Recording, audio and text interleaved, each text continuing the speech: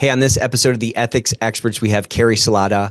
She runs a really cool organization that applies design thinking for legal design, ethics, and compliance design. We dive into everything design thinking methodology, and talk about how you can start applying that to your program today. So I hope you enjoy it. Welcome to the Ethics Experts, where we're elevating ethics and compliance and HR to the strategic level it's supposed to be. Hey, everybody. Welcome to the Ethics Experts. If it's your first time joining us, welcome. And if you're a returning subscriber, hey, bestie. Hope you're having an amazing day. You see what happens when you subscribe to the Ethics Experts. You get a bonus greeting on every episode. I got a real treat for you today. I have on with me the one and only Kerri Salata. She has a background in ethics and compliance. She has her own law firm, and she also runs Comply With Me, which does some really cool employee training. So we're going to talk about a lot of fun stuff today. How's it going, Kerri? It's going great. Happy holidays. How are you? Happy holiday. Very good. This is our last episode before Christmas. So amazing. You're appropriately dressed. I love it. Thank you. What's your favorite holiday movie? Do you have one? Ooh, I gotta say, you were thinking I was gonna say Die Hard, weren't you? I gotta go with the old school. Yeah. I gotta go with the old school Home Alone. Old school Home Alone. Oh, I love Home Alone 2 might be my actual favorite, though. Is that the one in New York? It is. Yeah. It is the one in New York, yes. And why does that sing to you? Why is that your favorite holiday movie? Well, just when I was little, we just would watch it all the time, and it was so funny. And I love Tim Curry in it. Tim Curry is he's like the concierge. Yeah. And I don't know. I just thought he was so funny. And they really upped the traps, the booby traps in Home Alone 2. They stepped their game up for sure. They stepped their game up. No, was it like in the first one, Michael Jordan was kind of... Yeah, Michael Jordan was the stand-in for the big party. Yeah, exactly. What's yours? What's your favorite? Honestly, I do love Gremlins. I have no idea why. I think it's because I'm a product of the 80s, 90s, and Gizmo's like the thing. And I don't know, it's bizarre. Nobody said that. Nobody has said that. That is a Christmas movie. Yes. It's a Christmas, is it a Christmas movie? Yeah. I mean, I think it is one. I love it. Yeah, it's great. So that's great. There you go. Thought I'd wear my Christmas. I wonder if it's too scary for my kids, because that's a good one to put in the rotation here, How old are your kids right now? They are 6, 9, and 12. My son turned 12 today. Yeah, so I have a 5-year-old, and she wouldn't be able to handle it right now, but it's a little too, they're a little too scary when they're gremlins, It's pretty scary. I mean, she likes Gizmo, right? Gizmo's here. She loved Gizmo. But then she just could not handle that they turn green and scary. So I just told her about it, and she was petrified. I'm like, nah, we'll say that for a few years. A couple more years. Give her a couple more years to enjoy her childhood before you scar her with gremlins. Exactly. So I want to start, I'd love to kind of just start with your story on how you got into this game, because you do really a lot in this space. I think you do a lot of good thought leadership and a lot of interesting innovations on the education side. But when you were in law school, did you even know that compliance was a thing, or what? How did you even kind of start your way down this path? Oh, goodness, no. I mean, I feel like a lot of lawyers, my story is the same as a lot of lawyers. You just kind of fall into compliance at some point in your career. And so I did law and litigation for, say, half of my career. And then I was at an institution for a while. And then they gave me a lot of great opportunities to work in the securities industry on compliance. And then I worked in the ethics and conduct group. So it was great. I had a lot of great experience, and then I did this LLM. So I did this master's in law at the University of Toronto. It just so happened that the very last semester, I took this course called Design Thinking, and this course was taught by this guy named Chris Ferguson, and he's a master at Design Thinking, and he just changed my outlook on delivery of law and compliance and ethics. And I've been down this crazy road since 2021, and I haven't looked back. So I'm trying to implement design thinking into the practice of law and compliance and ethics, and it's been really fun. So that's basically. So what was it in that class with Professor Ferguson that really kind of sang to you? What was it? What was the light bulb that went off? Because I would imagine if you kind of developed this passion and you've been on this track since, 2021, Yeah. there's something that was like magnetizing in it for you. Well, do you know what I think it is? I think that, I mean, I don't know if you have those, but I think everybody does. You really excel at things that you're just naturally good at. And the inverse is true, right? You don't do Yeah. well at things that you're not interested in. And so I just really took to design thinking. I like the methodology. I like the concepts. I think that it has a lot of practical application and compliance in the law. And that just sung to me, the fact that you can take this methodology and that you can apply it to the law to produce better access to justice so that the average person can understand what they're complying with and they get it. I think that light bulb moment, just design thinking does provide a light bulb moment for the end user. And that really appealed to me. And I think it appeals to the things that I'm good at. And I just grabbed hold of it. And So where did you feel like this design thinking would like bridge some kind of a gap in your previous experience? Like you mentioned about, democratizing justice or letting people better understand what regulation or law or whatever that they are meant to comply with. yeah. What was the kind of essence of that gap that you seem to, I would kind of assume, saw over and over again, that you're like, wow, this design thinking or this approach or this methodology really is an antidote to this problem? Yeah, so I kept seeing the same things over and over and over again. And I think I've been at this for a while. And so when you see the same mistakes, you wonder why that pattern exists. So for example, Right. I think a lot of people and a lot of times organizations, they get in trouble, right? So regulatory trouble, or they get sued, or, there's class actions or rep risk or whatever. And a lot of times those issues are triggered, not because employees don't want to comply, but because they don't know how, or they just didn't read the policy, or they didn't review the education because it's boring, and they skip to the end, to the exam part, just to get the certificate and move on with their lives. And so there is a lot of practical application in design thinking. And when you see organizations fumble and fail and end up in the news for all sorts of things, those things could be avoided if there was better clarity for the employee, if the employee actually understood how to comply. So it's not that employees don't want to comply. I think that inherently people are good and they try to do the right thing, but there is a disconnect between people trying to do the right thing and then understanding what they're supposed to do, and then the end result, the bad thing that happens. So Yeah, the like most non-compliance is not like malignant non-compliance. yeah, It's I would like agree. ignorant non-compliance, let's say. Absolutely. And so when you take the principles of design thinking, are you familiar with this methodology at all? Or I was trying to debate if I should act like I was familiar with it, but let's just say I'm not. Let's just say for the sake of discussion, I'm not. Let's dive into kind of the 101 of it.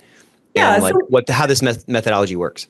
Sure. So let's do the fundamentals. And this is good. So some of your viewers may understand what design thinking is. Some may dabble in it. Some may use it. So anyway, it's a good refresher for people, even if you understand what it is. You have to start with empathy. So empathy is all about who is the end user, who is the thing that's going to be using the thing that you're creating, whether it be a service, a policy, education, usable forms, whatever it is. Who is the end user? So you start with that, right? You have to understand them. So you understand them in a lot of ways. You can observe them doing their thing. You can do surveys. There's a lot of ways to empathize with the user, but basically you're trying to figure out how do they act? What is the population like? What's their reading level like? What kind of education do they have? Those types of things, because they're really important because it's going to feed the end result. So empathy, right? Then you have to define the problem. When you understand who the person is that's going to be using the product, the thing, the service, whatever it is, then you have to define what is the problem that you're trying to solve. And a lot of times the problem, so we talked about, the big regulatory thing, the explosion. It's not that you're trying to solve. You're trying to define the problem along the line that led to the explosion, right? Yeah. So The problem is the thing that caused the explosion, not the fact that there's dynamite there or something. Yeah. Right, exactly. So then you define what the issue is. You then ideate. Ideate is brainstorming. The best ideation is when you, as a compliance, a legal, and ethics person, get in the room with the end user, the person who's going to be using your thing. And then you talk to them and you say, what would be most helpful? How can I help you to do your job better? How can I help you be more effective? And so when you're ideating, you're brainstorming, and the best brainstorming happens when you bring all different types of people in, seniority level, all different backgrounds, because that's when the magic happens, right? That's when you come up with the best ideas. And then you prototype. So you develop the thing rapidly. It's okay to fail, right? So say you're developing, I don't know, a different form, right? You have to be sure that the form's asking the right things, that it's usable, that people can open it up, that they can send it back to you, all these different things, right? Mm-hmm. Prototype, not to perfection. We're compliance legal professionals. We're all guilty of trying to be perfect. Right. But you build the thing so it's okay, it's good enough. And then you test it. And you test it with the end user. The end user is going to tell you whether it works, how to make it better.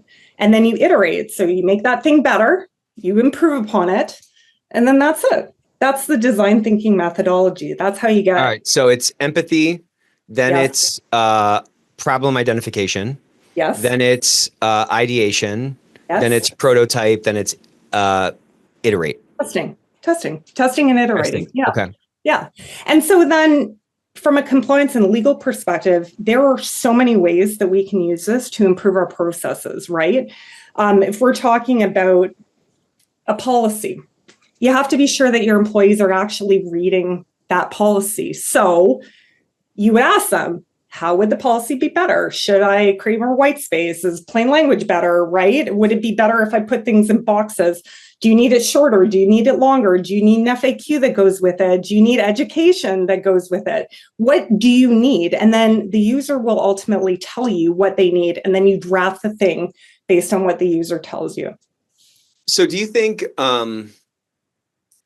like the most, so this design thinking methodology is like a salve for this wound that kind of perpetuates legal compliance. I mean, it kind of perpetuates everything that's like poorly designed or is not sort of preventing the problem. Do you feel like the biggest, most critical step is like truly kind of like ring fencing the problem and identifying the problem? Or do you understand what I'm at? Like empathy seems like it's kind of critical, like as just like a general foundation or an umbrella, just kind of regardless of problem, like that sort of end user focus. Yeah. So what do you think about it? So maybe I'll pose my question as a statement. It seems to me that identifying that problem is really the most important thing, because I'm just thinking through like, oh, we don't have a policy. Okay, the problem we need to solve is that we need a policy. That's a very different maybe path through the sort of design thinking than to say like, we need to prevent X, Y, and Z from happening. What's the best way to do that? Like you're just going to go down a different path on either one of those questions or either one of those quote unquote problems. Yeah. So I think that, now tell me if this is your experience or not, that people will get to the end problem, whatever that end problem is, and then they immediately start trying to plug the hole, right? Why did that thing happen? They don't really even look behind under the hood to sort of figure out why it happened to begin with. They start drafting. Like, oh, this is a problem with the policy, or maybe it's a service problem, or maybe it's a speak up culture, right? Issue, whatever that issue is. If people are not actually going back and using the design thinking fundamental methodology, if you don't actually understand who the user is and then define that problem, your solution is not going to solve the issue, right? So, yeah. Yeah, so I think I'm wrong. How's that? No, you're not wrong. No, but I'm saying like, if you're just starting with identifying the problem and you're not going back to that sort of empathetical foundation, then you do have like an increased odds of like having an error there. Exactly. Like if the problem happened because, I don't know, the policy was too long, it's not necessarily that you don't have a policy, it's that it's not boiled down enough or something, right? Like, or these people don't have time, maybe they're in a manufacturing setting and they're just looking at something in the break room, or they're just looking at something on their phone instead of a computer or, a full like hour-long training. So I just Exactly. think, I think to your point, you do have to start with that empathetic thing. I think that might, all right, it's fine. That's the Yeah. most important. I'm just kidding. So no, empathy, I wouldn't say it's most important. All of these steps I think are They're all important. important. Yeah. Yeah. This is why we call it a methodology, because you kind of follow the steps and the step will produce something that is actually usable. And design thinking is used in all sorts of different industries, right? I mean, we use it to design the Mac and the iPhone and, like all these other wonderful products. And so it's about taking the concepts and the methodology and actually embedding it into the world of law and compliance. And I don't know, I find that the solutions that we've been able to generate are more impactful for the clients, right? Because the users enjoy the experience more, they enjoy the process more, they enjoy it more. And so they're more likely to use it. And then that will stop in the end. Yeah. So maybe, I don't know why I'm always doing this, but like one of the best kind of aspects of this methodology is that it does focus you on that end user. Yes. Because like in this game, we can't do our job unless we have the participation of the workforce, of the people, Everybody. to mitigate risks in real time that maybe are not clearly articulated in, the examples in a policy, but are within the bounds of the principle behind the policy or the spirit of the law, so to speak. Yes. And for that to happen, like if we can't do our jobs without that participation, then their participation needs to be kind of common sense, and we need to kind of activate them in the easiest way possible. It's so I would agree with that. I also think that as a legal and a compliance and ethics professional, I mean, we're in this bizarre role where our job is to provide advice. We are relied on as the people who understand the law, and we provide the advice and we solve problems, and that's what we do. And it is bizarre to think about the guy in the lunchroom and what he actually needs to do his job effectively. Right. And so you are right that it really is about understanding that the person and what value they're going to derive from the thing that you're producing. And it's really hard in our profession because we are in advisory roles. We are educated, we know what's right. And it's hard to admit that you maybe don't know what the end user wants. Maybe you're not hitting it out of the park. Maybe you think you are, but it's difficult and it's hard to ask for feedback, and it's hard to ingest that feedback and then execute on it. Yeah, especially when it's around something that someone should be doing. Right. Right. Like how are we even debating this at some level?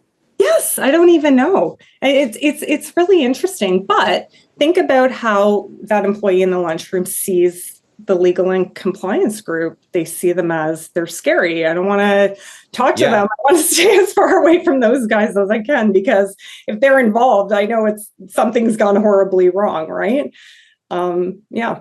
So yeah, I just I'm kind of big on this concept of like others focus. And I think like when a new compliance officer or a new chief legal officer comes in, it's like anything, right? It's like, well, I have my playbook, I have my frameworks, I know how these things should work, hence the job that I just got.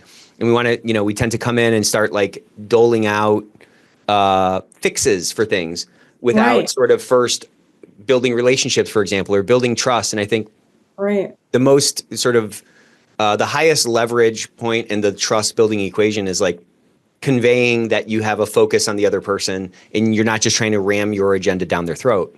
Absolutely. And I think when we approach life, or especially in sort of what today's work looks like, with that kind of others focus, it really frees up a lot. We get a lot more information. We build a lot more trust. We build authentic relationships faster, right? Because that foundation of trust is, authentically there.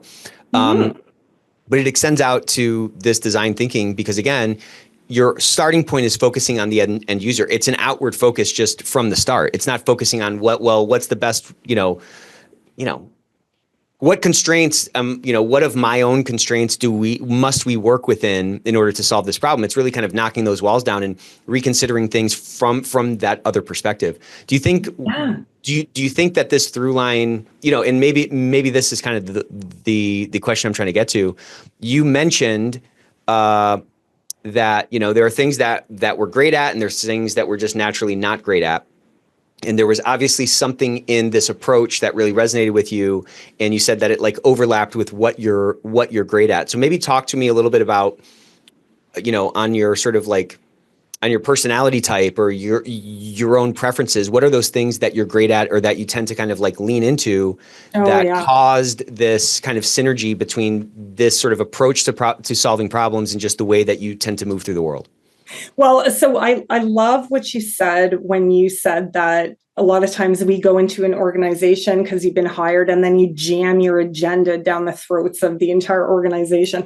And I would agree with you that I think that happens more often than it should in a lot of organizations. Absolutely. So, I mean, when we're talking about my personality, I mean, I've played sports, group sports. So I play hockey, right? I play a lot of hockey, and I've played with teams my entire life. And I've always found, and I'm sure you will find this too, that the most effective hockey team that I've ever played on is the one where we all get along, where we can openly discuss, oh, that was a bad play, or, you probably should have passed in front of the net, or why'd you tip that off, or, you weren't where you should have been. And so you have that dialogue, but then also we work together as a team. So you're playmaking together, you are shooting the puck together, you are doing things together. And when I discovered design thinking, I thought, well, this is a fantastic way to kind of marry the way that I already am. I love teams. I like building. I find teamwork is much more effective if you bring diverse people in. You need a goalie, you need defense, you need people who understand the game and know how to play it. And it's the same in corporate culture. It's exactly the same. You cannot create a great corporate culture. You can't create a compliance culture if people are not working together, if they're working in silos. And for me, I think that the methodology and the way that I use the methodology and the way now that I approach compliance and ethics and the law has changed fundamentally. So I'm taking the things I'm good at, which is teamwork, and I'm building that in. So how has it changed fundamentally? Like, we're all on these journeys, and, it sounds like your approach to driving change has changed significantly versus how maybe you used to do it. Talk to me a little bit about kind of the true application of this, call it teamwork compliance, or don't steal that, or this application of this design thinking methodology. Like, how do you actually go about applying that in like a real world situation, and maybe try to work in, you mentioned before that you've had some really phenomenal outcomes by like applying this in real time. I'd love to just kind of, bring this concept kind of down to earth a little bit. Okay. All right. So let's talk about, I have two really great examples. So first one is that I worked with a securities firm, and what they had is they had a series of policies that were kind of all over the organization, and they were difficult to find. They were really complicated because we're talking about securities laws and regs, really difficult, right? And they were dense and they were boring. And so when you look at all of that, you say, okay, well, now what can we do, right? If you talk to the end user, which was the portfolio manager, and so that's like a registered term in Canada, but these people, they basically sell securities and stocks and stuff like that. And you have to be registered to do that. So a lot of these people were already experts in their area, which meant that they really didn't need the policy to understand how to do their jobs. But the regulators require that we have the policy, right? Right. And there's specific elements of that policy that are more important for them to do their job. So, for example, they have to be focused on customer service. They're not supposed to be recommending an unsuitable trade, right? They're supposed to work in an ethical manner. And so when you take the most important elements, so all these, 30 policies, boil them down together, the document did end up being like pretty long, about 250 pages long. But what we did is we focused on what are the most important things that these guys actually need to know to do their job. And we focused on that. We use plain language, document hierarchy. So I have an informational designer on my team, and we redesign the documents so it's readable and understandable.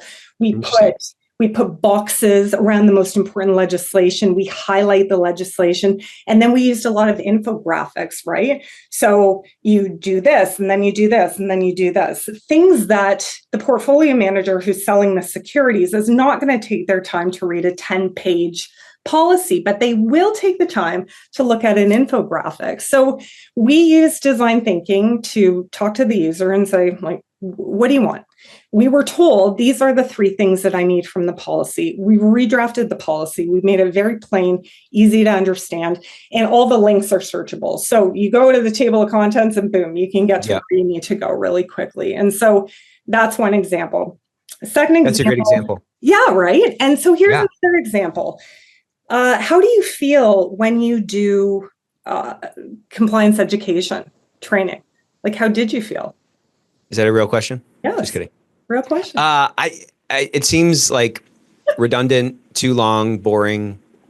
I feel like I already know it. You wish you were doing anything else? Do you ever, anything else? Do you ever have the TV on in the background, or you skip to the very end? I mean, I don't tell our compliance team. I pay my kids to take it sometimes. Oh my gosh! Well, if they're mature enough to take a test, they can watch. That might be scary though. If they're passing the test, it might not be a hard enough test. You know what I mean? Yeah, I know. I mean, that's a good point, but really, it's your experience is so common, and I've heard from many users.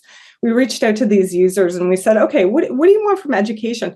All of them told me it's like death by PowerPoint, it's talking heads, all these things that I hate, right? I want to be doing anything else. I want to make money for my clients. I do not want to be doing compliance education, but we have to deliver it because it's an important part of compliance and ethics training, right?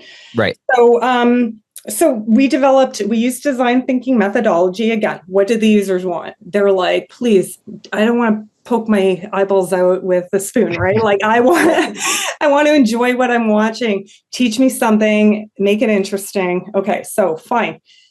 We created micro learning. So 3 to 5 minute segments of a complicated topic with the exam interdispersed, right? So you watch the segment, take the exam, watch the segment, take the exam. You can stop, you can start, you can go do your client thing, whatever. You're not locked into your computer for the next 3 hours, right? Okay. We cut it down really short to the most important points. And we tried not to regurgitate the law because that's what compliance education always fails to do. It's like, blah, blah, right? This is what the section says.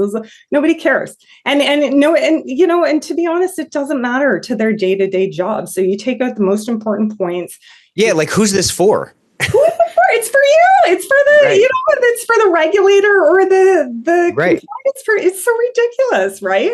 And so, we chopped it up, little exams, and we made it animated so that people could actually stomach watching it. And then one of our videos, we just launched a cybersecurity video, and it's about the fundamentals of cybersecurity. We launched it with a really great partner who is an expert at cyber security and privacy.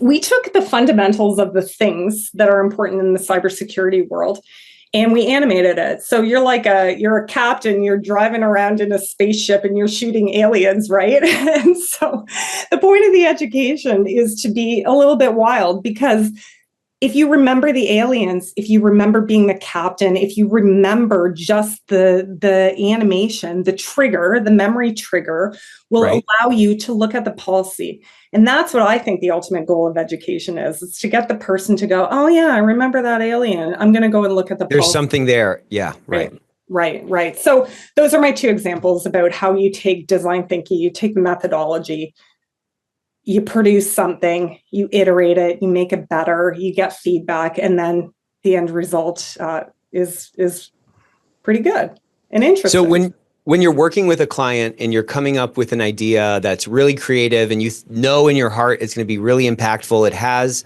the sort of end user in mind, do you find yourself ever meeting some resistance because they think, well, that's not what the regulators want. The regulators say the policy must contain the law or whatever. Like, I find people like overstate or, assume that there's more specificity with respect to like what regulators want than what they actually want. I think they actually want effectiveness. They just want it to work. But do you hear what I'm asking here? Kind of like, Absolutely. Yeah. So tell me about like that kind of resistance that you might hit, and what you might say to persuade them, or maybe you could talk about it from like what gives you the confidence to go a little bit off script or a little bit, off of the beaten path, so to speak, in pursuit of true effectiveness over what's been done or the status quo.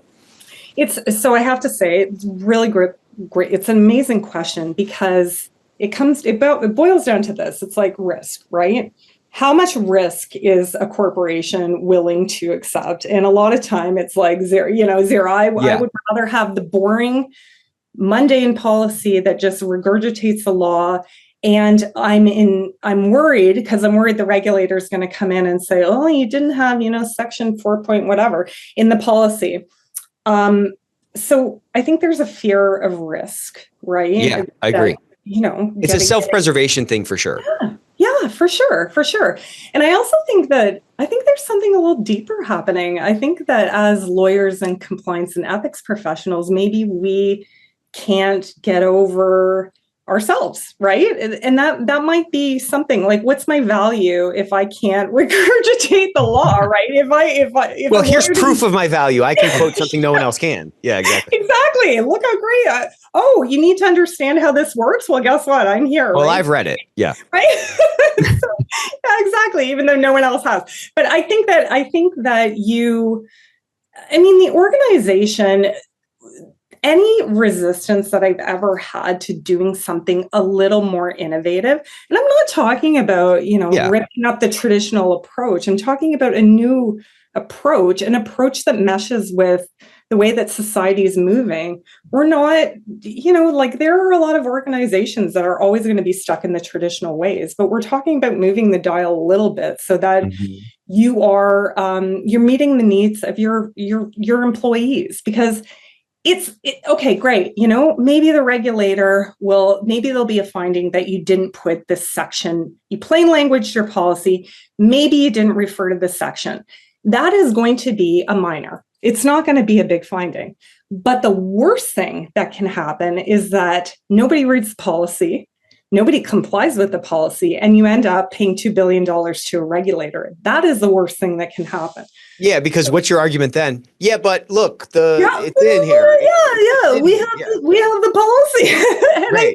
I think too, like, I don't know if you're right. And I don't know if you're finding this, but regulators, government organizations, they're all demanding. They're saying, listen, man, you have to have these policies and procedures, but you have to find a way to make it sing to the employee base so that they're doing the things that they should be doing. So yeah, it's like they're more, it's like we're more concerned about, everybody wearing their helmet than making sure that like the parachute's packed right.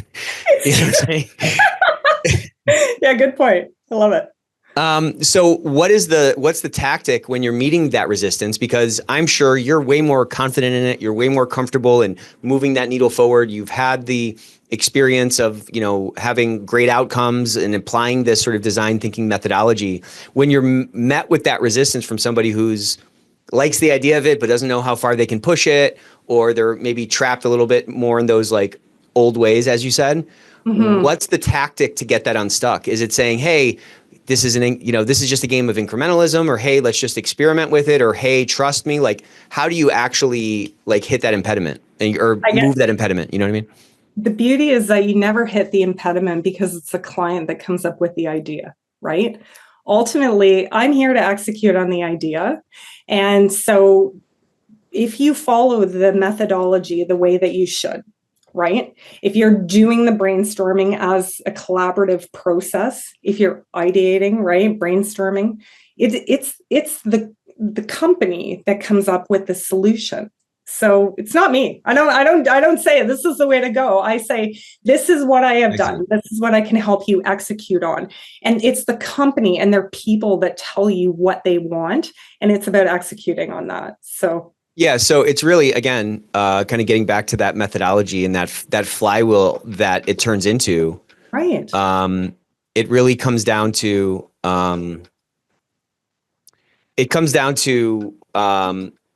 like that being authentically that is authentically creating the idea.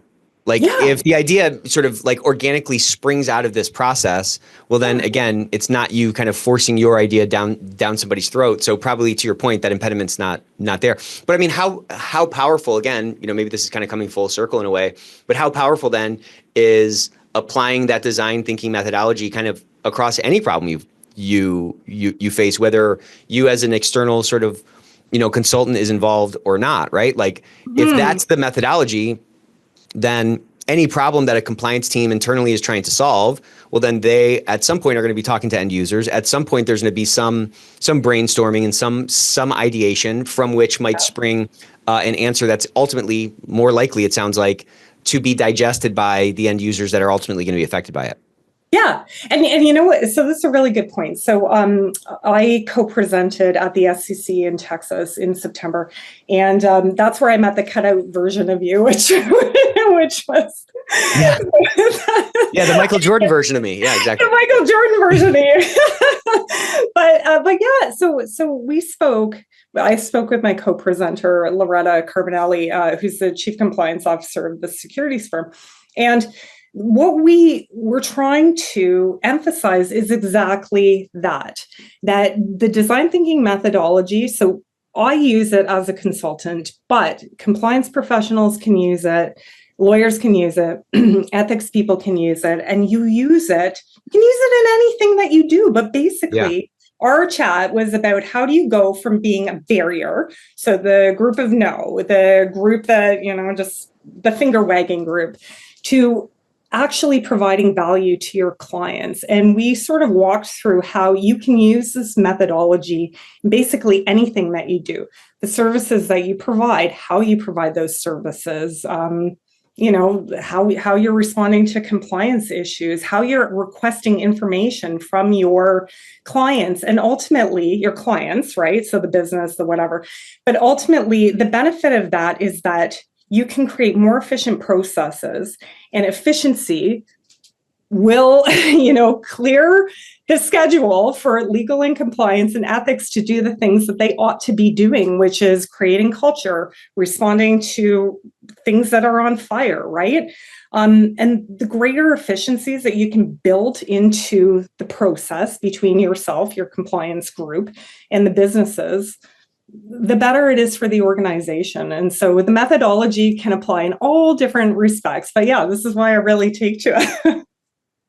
Yeah, well, and it forces you to do that teamwork thing you were talking about, Absolutely. And it's also probably a lot more fun. You feel like you're making some progress. I just have found, just in general, like as, the archetype in our industry is, I think, smart people who care. They want to leave the world in a better place, right? They want to leave it better than they found it. But there's also this you kind of alluded to it earlier in the conversation, this like drive for perfectionism, which is usually rooted in like a high conscientiousness that sometimes is a headwind for like experimentation. Because what if this goes wrong? And what if I look stupid and so forth? Was there any moment in your life where you just realized like, hey, stuff's messy and you just end up figuring it out? That allowed you to like loosen up a little bit and experiment more? Or has that muscle, if it's developed, has it just kind of developed sort of naturally over time by just trying a bunch of things? I'm trying to get over this fear of experimentation that I think a lot of us have in this industry. Like marketing doesn't have a fear of experimentation. They're trying all kinds of stuff all the time. I don't feel like we have that same kind of flexibility and freedom in this space. I agree with you. I think it's just inherently being risk adverse, right? And that your role again, it's the advisory role. You are there as the right? Here comes Superman to save the day. But I absolutely agree with you. I think, have I gotten over it? Have I flexed, I flex that muscle. It's still there. I'm very risk Sure. adverse. So if I go in plain language, a document or a policy, I'm always second guessing. Well, should I have taken that paragraph out? Should I have left it in? Yeah. Like, just in case the regulator wants to see it. But I think you have to go at it with a little bit of confidence, right? That you, as I'm talking all of us, right, as compliance, ethics, and legal professionals, you know this area better than anybody else in the organization. And the most value that you can provide is through your knowledge and expertise. But Yeah. the added value is, are people going to digest? Are they going to understand what you're actually trying to tell them? And I think to get out of the mindset of push down, right, top down, you have to start thinking about it differently and thinking about, where is your product actually going? Who's reviewing that thing? And how do you switch that? So it's just about reminding yourself, I'm not here for top down. I'm here as collaborative. I'm here to participate in a team. I don't want to be the department of no. I want to be a bridge. I don't want to be a barrier. Yeah. And I think a lot of us think that, like, the boogeyman or the monster under the bed is like a regulator that comes knocking and us getting in trouble because our house is not in order. And I think sometimes we can have that false sense of security, like we were saying before, of like, well, it's, I'm meeting the letter of the law here. I just find, or I would bet, and this is based on conversations I've had and other folks that have kind of been through it, but I feel like the best defense is like your rational conveyance of what you've tried in your attempts to like solve whatever problem is front and center, because like no regulator is going to know your business as well as you do. They don't know the nuance of how, Jim in sales doesn't fill his stuff out in the culture that he's created with his direct reports. Like they could never possibly know that. Even if you're a public company, they couldn't know that.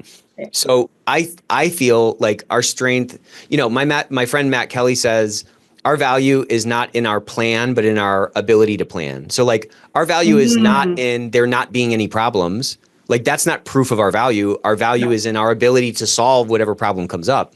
And I feel like if you can kind of cogent and like compellingly convey the steps that you've taken to drive actual improvement in a pursuit of like true, effectiveness, I feel like that's a much better defense than me pointing to like, well, the regulation says this and look what I did. How can you blame me for this?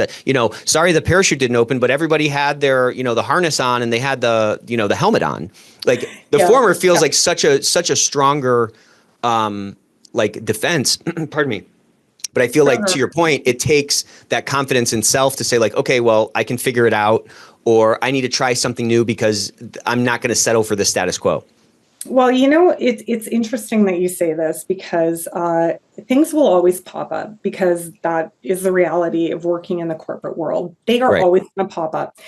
And so the question is, do you want the $2 billion issue to pop up, or do you want to try and reduce that risk, right? And you reduce the risk not by having the most phenomenal policy. You reduce the risk by being an actual teammate and someone that the business is willing to come to. If you appear as you're collaborating, you're brainstorming, you're iterating, you will take their feedback. They're more likely to come to you when things go wrong. And here's a perfect example. So again, the SCCE, it's 8:00 in the morning.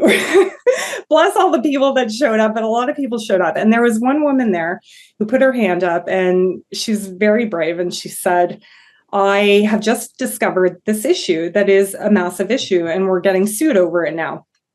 And we talked a little bit about how long the issue had been going on, and it had been going on for 7 to 8 months.